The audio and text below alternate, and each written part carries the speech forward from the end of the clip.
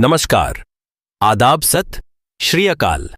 आप सभी सम्मानित पेंशन भोगियों, देश के करोड़ों कर्मचारियों और हमारे जागरूक दर्शकों का एक बार फिर से हमारे इस खास विस्तृत और गहन न्यूज़ बुलेटिन में हम हार्दिक स्वागत करते हैं।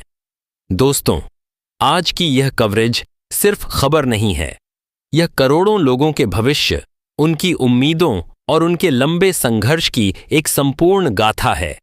आज हम आपके लिए जो जानकारी लेकर आए हैं वह देश के आर्थिक और सामाजिक ताने बाने से जुड़ी 3 सबसे बड़ी और महत्वपूर्ण घटनाओं पर केंद्रित है। हम आज की इस विशेष प्रस्तुति में लगभग 3000 शब्दों में हर पहलू का, हर कोण का और हर खबर की गहराई का विश्लेषण करेंगे। इसीलिए आपसे निवेदन है कि धैर्य के साथ हमारे साथ अंत तक बने रहें, क्योंकि आज जो खबरें हम आपको बताने जा रहे हैं वे सीधे आपके जीवन और आपकी जेब पर असर डालने वाली हैं। आज की हमारी 3 प्रमुख सुर्खियां हैं।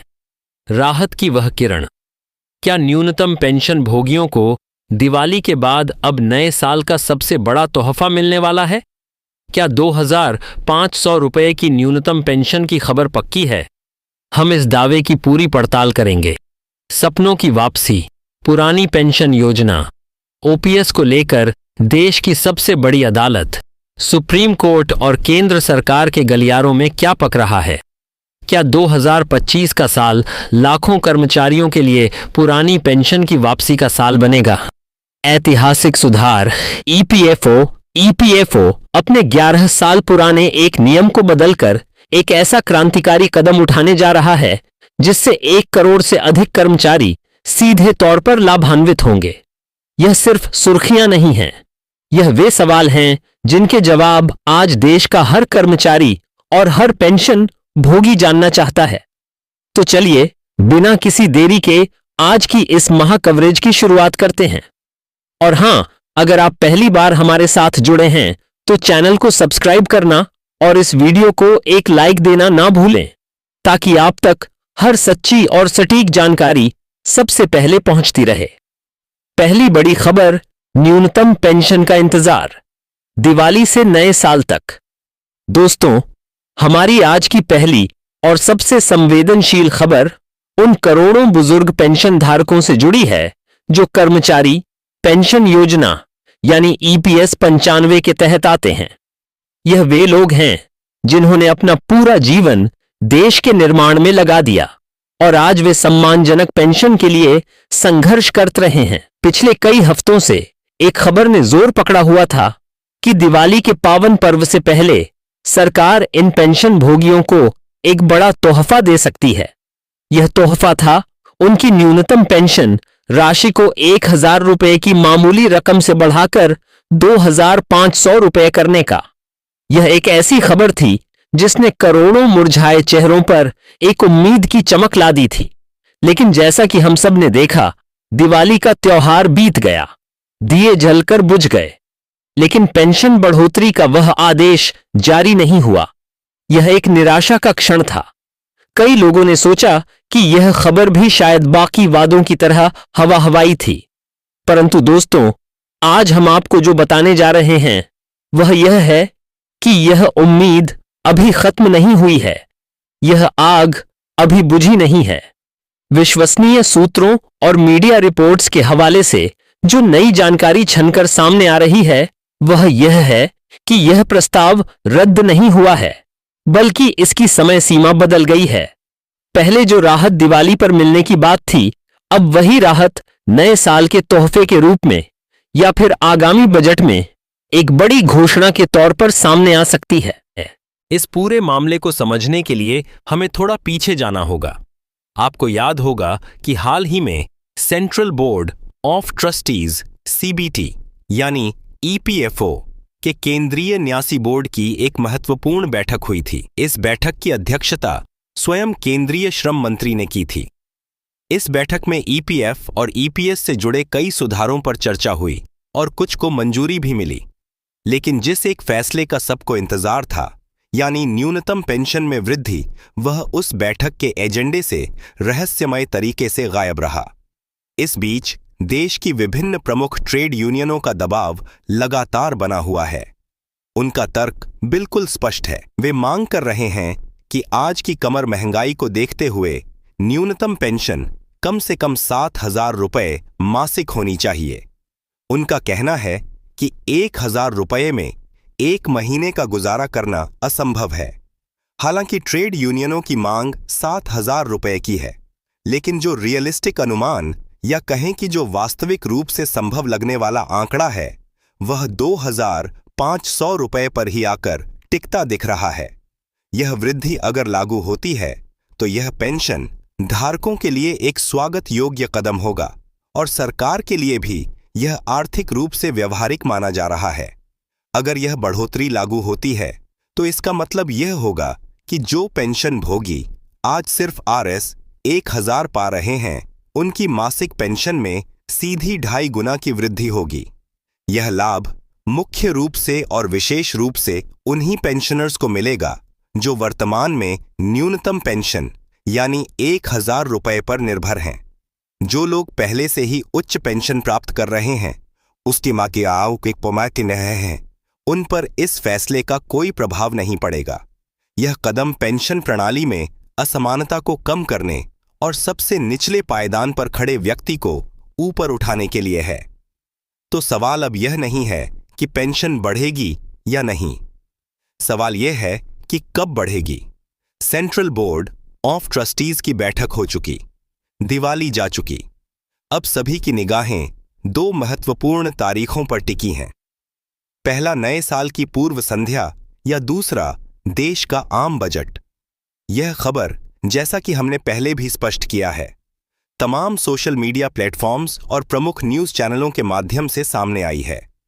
अभी तक कोई आधिकारिक तारीख का ऐलान नहीं हुआ है, लेकिन यह तय है कि पेंशन बढ़ोतरी का दबाव इतना अधिक है कि सरकार इसे और अधिक समय तक नजरअंदाज नहीं कर सकती।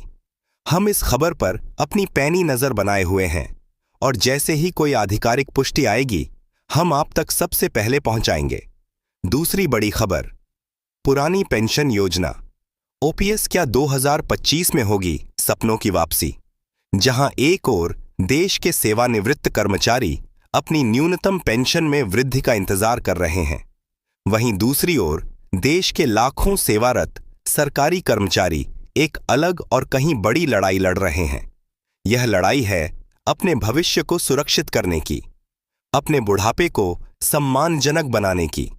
यह लड़ाई है पुरानी पेंशन योजना यानी ओपीएस की बहाली की। दोस्तों, ओपीएस को लेकर जो खबर आज हम आपको बताने जा रहे हैं वह किसी सपनों की वापसी से कम नहीं है। ऐसी खबरें आ रही हैं कि साल 2025 के अंदर इस दिशा में नए और निर्णायक नियम लागू हो सकते हैं, जिससे 1 लाख से भी अधिक कर्मचारियों को और संभवतः लाखों अन्य को सीधे तौर पर पुरानी पेंशन का फायदा मिल सकता है। यह खबर इतनी बड़ी क्यों है? इसे समझने के लिए हमें ओपीएस और एनपीएस के उस चक्रव्यूह को समझना होगा जिसमें आज देश का कर्मचारी फंसा हुआ है। साल 2004 से पहले केंद्र और राज्य सरकारों के कर्मचारियों को रिटायरमेंट के बाद एक गारंटी शुदा पेंशन मिलती थी। यह गारंटी थी कि उन्हें उनकी अंतिम सैलरी का लगभग आधा हिस्सा जीवन भर पेंशन के तौर पर मिलेगा। यह सिर्फ पैसा नहीं था, यह एक भविष्य का सुरक्षा कवच था। इसे ही हम पुरानी पेंशन योजना ओपीएस कहते हैं। 2004 में इस व्यवस्था को बंद कर दिया गया और एक नई प्रणाली लागू की गई जिसे हम राष्ट्रीय पेंशन योजना यानी एपीए, एनपीएस, एनपीएस के नाम से जानते हैं। यह योजना योगदान आधारित और पूरी तरह से बाजार पर निर्भर है, यानी आप जो पैसा जमा करते हैं वह शेयर बाजार में लगता है और रिटायरमेंट पर आपको कितना पैसा मिलेगा इसकी कोई गारंटी नहीं है। यह जोखिम पूरी तरह से कर्मचारी का है। जाहिर है, कर्मचारी इस बाजार आधारित जोखिम भरे भविष्य से असंतुष्ट थे। वे उस गारंटी शुदा सम्मान की वापसी की मांग करने लगे और अब कई सालों के संघर्ष के बाद 2025 में यह मांग एक निर्णायक मोड़ पर आ खड़ी हुई है। इस पूरी क्रांति का केंद्र बनी है देश की सर्वोच्च अदालत यानी सुप्रीम कोर्ट। हाल ही में सुप्रीम कोर्ट में ओपीएस बहाली को लेकर एक महत्वपूर्ण सुनवाई हुई। इस सुनवाई में अदालत ने जो रुख दिखाया है, उससे कर्मचारियों की उम्मीदें आसमान छू रही हैं। सुप्रीम कोर्ट ने केंद्र सरकार को इस विषय पर गंभीरता से विचार करने को कहा है। इतना ही नहीं, सुप्रीम कोर्ट ने सरकार और संबंधित राज्यों से यह जवाब भी मांगा है कि ओपीएस को बहाल क्यों नहीं किया जाना चाहिए। हालांकि यह मामला अभी भी अदालत में लंबित है और अंतिम फैसला आना बाकी है, लेकिन 2025 के अंदर इस दिशा में कई सकारात्मक कदम उठाए जाने की प्रबल संभावना बन गई है। इस कानूनी लड़ाई को राजनीतिक बल भी मिला है। कुछ राज्यों जैसे कि राजस्थान, पासी, हिमाचल प्रदेश और छत्तीसगढ़ ने राजनीतिक इच्छा शक्ति दिखाते हुए अपने राज्य के कर्मचारियों के लिए आंशिक या पूर्ण रूप से ओपीएस को बहाल करने के आदेश भी जारी कर दिए। इन राज्यों के फैसलों ने एक नज़ीर पेश की है और यह संकेत दिया है कि अगर राज्य सरकारें चाहे तो यह असंभव नहीं है।